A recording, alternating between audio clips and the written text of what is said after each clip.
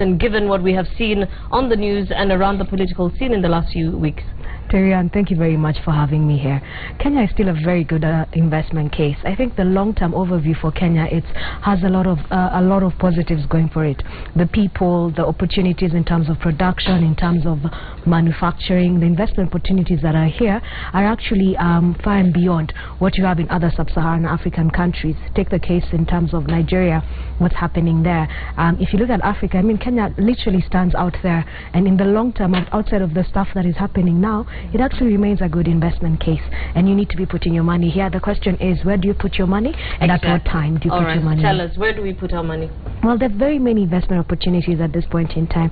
I think today in the local dailies there's a report that's been published. We have over 6,000 dollar millionaires in this country. I wonder where they're putting their money, but I suspect that most of them are actually investing in businesses. They're entrepreneurs out there.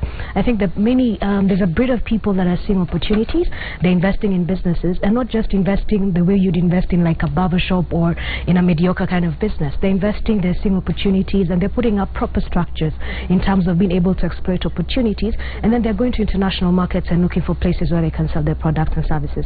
That's a good opportunity if you have visibility of it, because you need a lot of hands-on experience and contribution to be able to actualize your return there.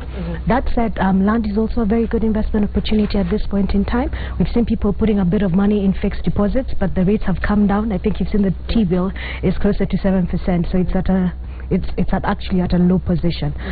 But beyond that, the NSE is actually presenting opportunities that we've seen a couple of companies lose out over the last couple of months on price, and in as much as they've lost out on a price multiple, they're actually looking very valuable because the fundamentals look positive and the price levels are presenting a good opportunity to get into the stock exchange. What kind of stocks are you looking at on the NSE? On the NSE, a lot's happening at the NSE. Last week was a very exciting week for Safaricom.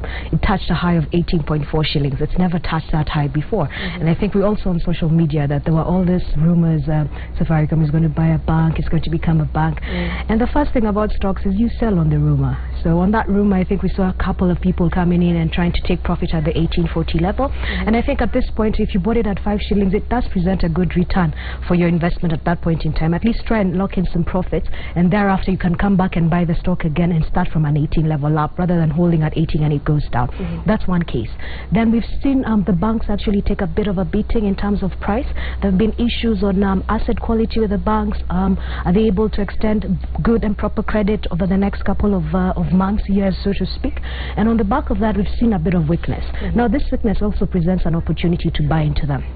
An interesting one that I saw today, and I was actually talking about it with my colleague, our research analyst called Tracy Kivunyu, is I&M Bank. It's actually trading at 1.0 times book. Now, the price to book multiple is a very interesting multiple to look out for when you're looking at banks, because you want to buy a bank that's closer to its price to book multiple of 1.0 or slightly below that. A lot of exciting things happening there. The CDC that has put money in there, they're buying Gyro Bank, and they're going to actually be able to uplift their earnings by up to 10%. So that's something interesting to look out for. All right, Mbitha Mwema, Equity Sales, African Alliance, thank you so much for giving us your thoughts on the market.